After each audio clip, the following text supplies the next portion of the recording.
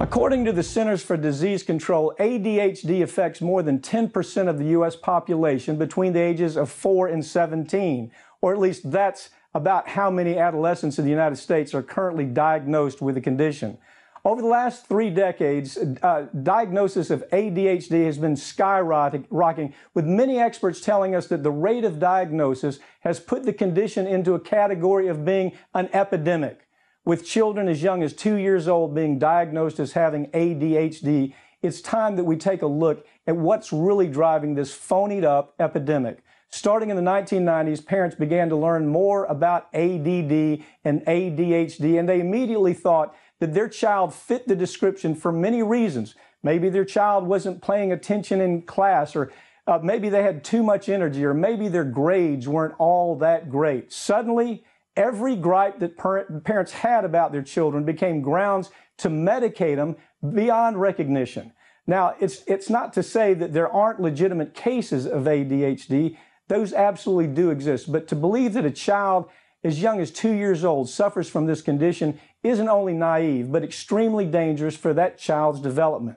And of course, Big Pharma has been right there every step of the way to convince the American public that their children need their ADHD medication because they make $12 billion a year pushing that pill. Now, you would think that $12 billion would be enough to satisfy Big Pharma's greed, but as it turns out, the level of greed at drug companies has no limit. So in addition to selling these medications to our children, they're now trying to sell more to adults. A study in 2014 showed that the rate of adults who also suffer from ADHD has climbed at a phenomenal rate. And the only way to curb this was with expensive medication. As it turns out, that study was actually written and run by Big Pharma. No surprise there. Medicaid, Medicare, and Social Security pays huge dollars for ADHD, disability kind of benefits. So not only does Big Pharma want to hook you and your children on ADHD medication, they also want taxpayers to start handing over their money to cover the cost of this phonied up epidemic.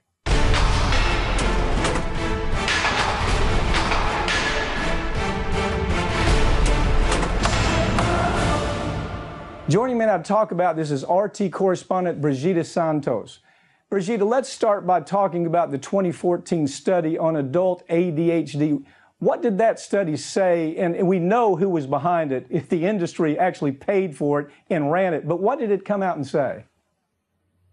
So this article was published in a medical journal, and it was titled "The Underdiagnosis of ADHD in Adult Patients."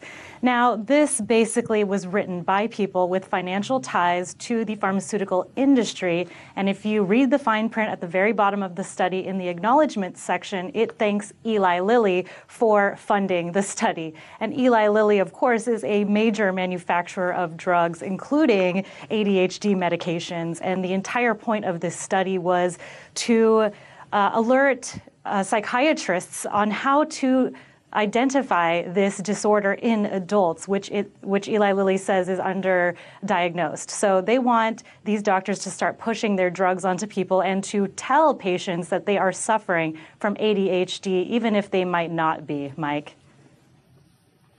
In other words, Brigida, they're creating an epidemic. We see it all the time with the pharmaceutical industries. They go out and they hire these folks that are known as biostitutes in this business of pharmaceutical litigation. They're known as biostitutes. They go to Harvard or Yale or Princeton, and then they say, would you write a paper for us standing behind our position, or would you do research and sign off on that paper standing behind our position? And then the salespeople take that paper to doctors in the field and say, you see, you need to understand that adults now have this problem and you need to give them more medication. From what you know, have any of the major media outlets reported the truth behind this study? It's doubtful for me because they have such huge advertisers. Eli Lilly is such a massive advertiser for corporate media, but have they actually done any reporting on this? I have not seen any major media outlets reporting on this, just smaller news magazines. Now, that a lot of times has to do with the fact that pharmaceutical companies spend $5 billion per year on advertising at big corporate media outlets. So they're not going to be publishing anything that could harm their advertisers' bottom line. Additionally, a lot of media outlets share a common board member with drug and pharmaceutical companies. So again, they're not going to do anything that could harm that monetary interest, Mike.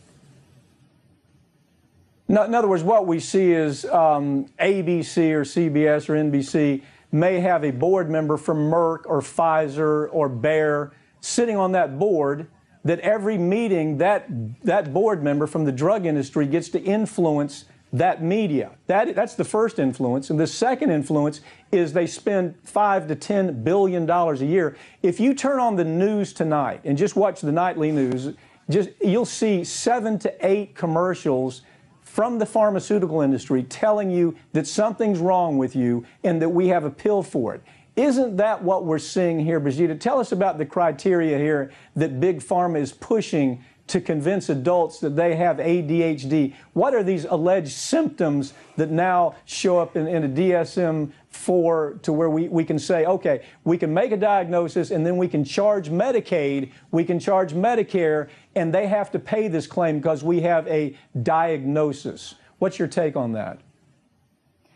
The Centers for Disease Control and Prevention say that medical professionals identify 5 criteria, symptoms, I should say, for people suffering from adult ADHD. Now, these are symptoms that are pretty much anything that you can think of that have to do with adulting in a capitalist society. Things like being forgetful, too busy, losing things, having trouble organizing. So most adults who take these surveys, which you can find online, will come away from those surveys thinking that they too have ADHD and that they should do something about it, especially if you're taking this survey on a really busy day where you might be picking up your kids from school, going to the grocery store, and also having to balance all of those challenges and deadlines at work, Mike. You know, article after article comes out of Europe talking about how Americans just love to take drugs, whether it's ADHD drugs, whatever the drug of the day is, the drug du jour. Americans jump on it. They want to take as much as they can. How successful has Big Pharma been in pushing the ADHD drug on the public?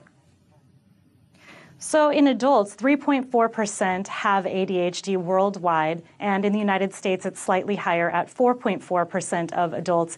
And while that number itself is not staggering, what is staggering is the fact that 80% of people who have been diagnosed with this are actually being misdiagnosed. They don't have it at all. And in fact, researchers say that adult onset ADHD does not exist. They say that 95% of people who are diagnosed with that as adults are actually suffering from other psychiatric disorders or even substance abuse itself, Mike. So these are very shocking numbers. Well, there was a time when, you know, you could talk to just about any, your neighbors, your friends, and they would say, well, I took my child to the doctor today, and the child's 3 years old, and the doctor diagnosed ADHD. I think what's important is not to blame all that on the doctor, but to blame it on the industry that creates this hysteria. In other words, they have salespeople that go to their office every day, different salespeople from companies, and those salespeople carry with them reports. And the reports come from these people called biostitutes, or it may come from the industry, like this study, for example. You understand, this was written and run by the very industry who's selling the drugs. And as you pointed out, you don't know that till you get to the fine print at the end of the story. So the salesperson shows up at the doctor's office, and they're used to seeing this person every day, and they say, look, doc, we had a new breakthrough. Now we know that more adults have ADHD, and you know what? You ought to start prescribing this for adults. They do that, plus they take them on these junkets where they send them to Hawaiian Islands, and they have these seminars about how important ADHD control is in adults. And before you know it, adults are also a victim, just like so many of these children were for so many years and continue to be with ADHD drugs. How does this overdiagnosis of ADHD affect the people who legitimately have this disorder? it makes it a lot harder for parents to identify when their children are truly suffering from this disorder. Now, as you mentioned earlier, we do know that this is a legitimate disorder for a small percent of the population, but at least 2/3 of children who are diagnosed with ADHD are not suffering from ADHD.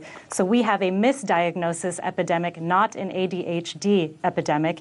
And what's so troubling is that neuroscientists have shown just how similar methamphetamines are to Adderall, which is a drug that is prescribed to children and adults for ADHD management. So that basically means that we are hooking children to meth for the rest of their life, meaning they're not going to be sober a single day as long as they are on that medication, which makes them more likely to have addiction issues when they are adults. And again, this is marketing. We see meth in the war on drugs. We see the Faces of Meth campaign. It's a very bad drug, but then you put it in a pill bottle and it's sold over at the pharmacy, and suddenly children are able to study and reach their full potential just based on this marketing, Mike. Yeah, this is another cash cow story, Brigida, isn't it? It's one of those cash cow stories where some CEO is moving through the company and they want to maximize their bonuses. They want to maximize their retirement from that company, their split from that company, because they typically move through mostly 5 to 6 years, sometimes as little as 3 years. And so they're always trying to find that cash cow drug. In this one, I suppose it must be this ADHD drug. So all the management can make an awful lot of money. Heck with the people who are put at risk by taking a drug that they don't need, taking a drug they can become addicted to. We've seen it with the opioid crisis. We've seen it with so many drugs over the years. This is just another situation. It is an ADHD phonied up epidemic. And if you don't believe this story, spend a little time doing some research on the net and you'll find exactly what I'm talking about. It's driven by the industry and the people who actually have the problem. And there are people who really do have an ADHD problem. They become victims to this too. And that's the unfortunate thing about it. Thanks for joining, Brigida.